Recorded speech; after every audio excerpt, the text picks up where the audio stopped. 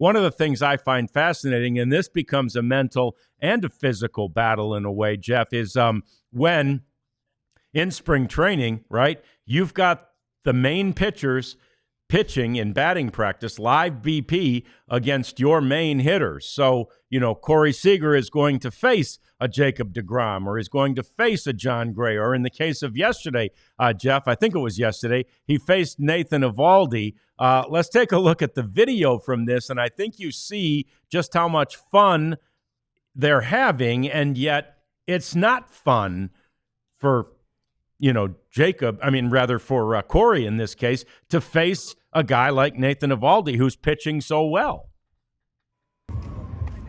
This is pretty funny, right? Yeah, here. I love this. This swing. Oh boy! Even Corey was laughing. The point being, though, I don't know if for last time Corey faced a live pitch. Maybe that was his first one since before he elected to have the hernia surgery. Here comes another. Yikes! Yeah. Wow. Yeah, but Corey makes a little adjustment here too. But, the reason live batting practice exists is for pitchers to get dialed in, see how their stuff looks, get feedback from hitters, even if they're rusty. But this pitch here, Corey gets it. All right. I mean, it might have been caught, but it was a line drive to left field. It's good for everybody. Hitters get to track pitches, but then they're competitors too. They want to have good at bats, and poor old Tyler Mahle faced Wyatt Langford yesterday. I put some of that on our Twitter account. It was like an 8-pitch at bat. It was just a grinder. I didn't have all 8 pitches, but it was Wyatt Langford was not up there just to give in to Tyler Mahle. He was up there to get himself ready for the season against a guy who's going to be in the Rangers rotation. So there is a lot of purpose behind everything that the Rangers do in spring training, and some of it is the mental side, and getting feedback and making adjustments, and doing that for 6 weeks, so that when opening day comes around and the bell rings for you, whether you're an everyday position player or whether you're a starting pitcher or a reliever, you know what you need to do with the stuff that you have.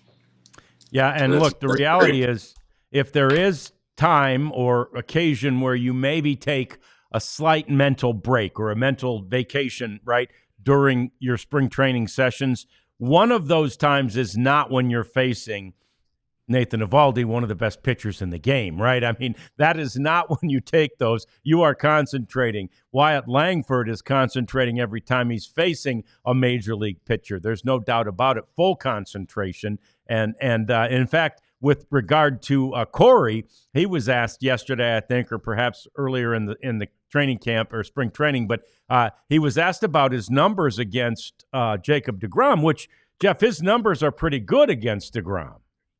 Yeah, I think he has a 400 career average, which you just don't see a lot against Jacob deGrom. And Corey conceded that some of those were really cheap, but he's not. He understands though that it's a tough at bat and how hard it is to hit the best pitcher in the world. And maybe facing deGrom in live batting practice whenever Jacob gets around to throwing it. Maybe Corey will get in there and see what the best looks like, and maybe it'll help that way. I don't know. I mean, Corey's never in the batter's box more than 3 pitches anyway, so I can't. I think twice in the last 2 days I've had to delete Corey Seager videos because they've only lasted 1 pitch. I at least want a little length to my videos that I'm sharing. But these guys. But the pitchers need to face the great hitters too, and no, nobody's at the top of their game right now. But still, if you're facing Corey Seager, you're going to get better feedback on your stuff than if you're facing John Radigan or Jeff Wilson. Yeah, please. Yeah, that would be a mismatch, as they say. No doubt about that. We all silly like the mayor.